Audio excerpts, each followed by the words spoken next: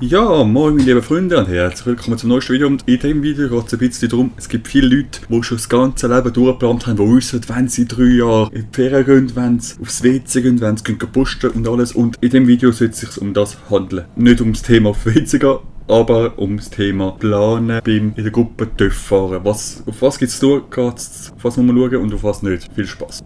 Und da gibt es im Internet ganz viele Anleitungen, wie man es machen muss und alles. Und das finde ich alles ein bisschen komisch. Da muss ich jetzt Licht ins Dunkle bringen. Und ich würde mal sagen, let's go. Wir fangen heute mit dem Video an. Es gibt so Gedankensachen, was man wirklich muss machen. Und man denkt, ja, wenn man mit der Gruppe ist, muss man so und so fahren und das beachten. Und es gibt ganz viele verschiedene Faktoren, die drin mitspielen. Und das wird jetzt in dem Video besprochen. Und da gibt es zum Beispiel, wie groß ist die Gruppe. Also das ist ganz kompliziert. Das kommt darauf an, jetzt fährt man noch das zweite, das dritte. Dann ist natürlich keine Sache. Oder fährt man mit 30 Leuten. Weil dann muss man wissen, hey, wo macht man Pause, was ist mit Ampelphase, mit Grünphase, wo, wenn man Pause macht, wo haltet man. Also da muss man sich wirklich einen Kopf machen. Ein Extremfall wäre, wenn man jetzt eine Tour macht und man ist wirklich mit ganz vielen Leuten. Ein Extremfall, einer hat in der Tankmappe ganz altmodisch eine Landkarte. Und man fährt einfach dem Typ hinterher. Und vielleicht sogar, gut gesagt, hat man vielleicht sogar selber ein Navi. Oder man ist mit der Sena oder mit der, was auch immer für Freisprech-Einrichtungen miteinander vernetzt. Also so gibt es ein bisschen so Sachen, was man kann machen. Da gibt es aber auch wieder so einen Punkt, es gibt Leute, die Perfektionisten, die fahren nicht einfach nach Navi, von A nach B und fertig, sondern die haben vielleicht die Route so geplant, mit der schönsten Kurve, mit Sehenswürdigkeiten und. Also wenn man dann da wirklich eine Freisprechanlage hat, dann kann man auch so miteinander kommunizieren und sagen, hey, es geht jetzt geradeaus, nicht so wie ihr wahrscheinlich auf dem Navi rechts wendet. Und dann kann man sich so gut so unterhalten und sabbeln und ja. Dann ist aber auch noch so wirklich ein schwieriger Punkt, ich weiss, jetzt hat man viele schwierige Punkte, aber ihr müsst euch wirklich Gedanken darüber machen, wenn ihr mit vielen Leuten unterwegs sind. Gibt es zum Beispiel Leute, die wirklich den TÜV-Ausweis kurz haben, erst gar kurz gefahren haben, weil dann ist es nichts, wenn du wirklich frisch aus der Prüfung kommst und noch nicht lange TÜV fährst, mit einer Gruppe, die sich kennt, wo weiss, wie sie fahren, dann mit dieser Gruppe mitzuhalten. Weil es gibt vielleicht auch noch in der Gruppe Leute, die mit Verkehrsschildern nicht viel am Hut haben, oder Leute, die Cruiser sind und diese Gruppe wird ziemlich schnell auseinanderreißen. Also da musst du auch vielleicht wissen, hey, soll ich wirklich mit dieser Gruppe mitfahren, weil ja, die Gruppe untereinander will sich wahrscheinlich schon aufeinander aufpassen, aber wenn du als Fremde in die Gruppe reinkommst und du hast noch wirklich nicht lange Prüfung, wird es schwer. Da kommt es auch mega darauf an, zum Beispiel wenn du jetzt bei einer Flashmob, es treffen sich ganz viele TÜV-Fahrer,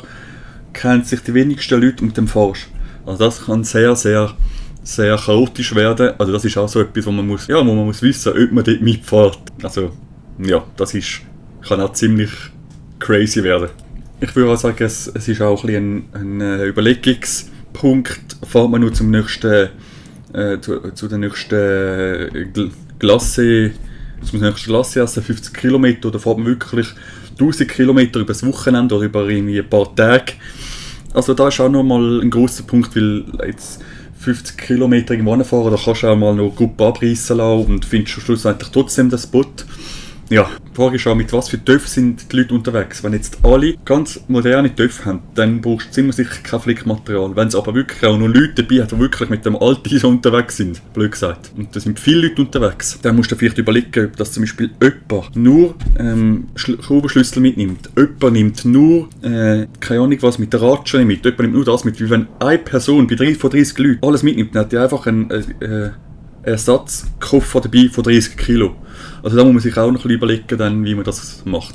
Nächste Überlegung, wie perfekt dürfte denn die Strecke sein? Ja, macht euch einfach Gedanken, es gibt vielleicht Leute, die nehmen den Schlafsack und sagen, weißt du was, ich schlafe einfach im Schlafsack an der Raststätte fertig. Dann gibt es einen, der vielleicht das Familienzelt mitnimmt, beheizt und Wasserkocher und alles und hat riesen Gepäck.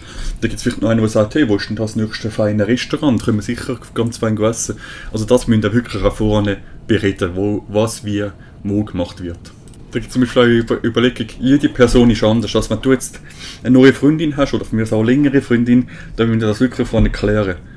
Haltet das so lange aus miteinander auf dem TÜV. Mit dem, was ich vorhin gesagt habe, mit dem Übernachten und vielleicht hat die Freundin noch lange Nägel, wenn die mal abbrechen auf dem Weg beim Fahren. Ihr wisst, wie es ist. Dass wir wirklich vorne schauen. Es kann auch sein, dass vielleicht dass es gar nicht taugt, mit der Freundin oder Freund zu fahren. Also das müsst ihr wirklich vorne schauen, weil das kann dann böse Stimmungen geben. Also da gibt es auch, wie geht man mit Überraschungen um? Also ein ganz Extremfall, das wünscht man natürlich niemandem, aber was ist mit dem Unfall, wenn es einen Unfall gibt? Erste Hilferasten mitnehmen ist natürlich nicht, ist auch nicht Pflicht, so viel wir wissen, aber bei einer längeren Strecke wäre es vielleicht auch sinnvoll, etwas mitzunehmen.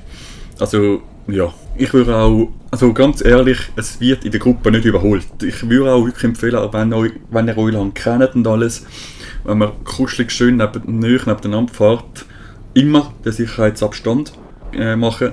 Und wenn jetzt die Bremse vom vorderen versagt irgendetwas ist, dass du die andere Person kannst überholen. Es bringt ja nichts, wenn du kuschelig nebeneinander fährst. Also, auch wenn die Gruppe elendlos auseinanderzieht, würde ich nicht machen. So näher aneinander fahren, also wirklich. Was auch ganz wichtig ist, bitte nachvollziehbar und deutliches Fahren. Also es wird wie gesagt nicht überholt, weil zum Beispiel jemand überholen und jetzt auf einmal der Vorder fängt da rumzuzappeln auf dem TÜV, fängt sich an aufwärmen oder ich sage jetzt mal ein Deutscher fängt noch ein Weile zu machen oder so. Ich sage extra im Deutschen, weil im Deutschen gibt es weniger Strafe wie in der Schweiz. Nein, aber wirklich, auch in der Kurve, tönt wirklich so ruhig und nachvollziehbar fahren, wie es nur geht. Und Standardblickführung behalten. Also ich schaue jetzt an, wo ihr anwendet. Ich habe das schon viel gesehen, dass man dann schaut, wie schöne Gegend, oder ich schaue den TÜV vorne an, was hat die für geile Blinker, kurzer Kennzeichenhalter. Oder je nachdem, der Vordermann kann ja nicht nur ein Mann sein, und dann schaust du ganz genau an, blöd gesagt. Nein, also wirklich, tönt wirklich so fahren wie immer. Nicht irgendwie, ja, das kann ganz blöd rauskommen. Ich wüsste, jede Sekunde zählt. Und die Rückspiegel immer viel brauchen. Ich weiss, Rückspiegel heisst wieder rückwärtig Verkehr.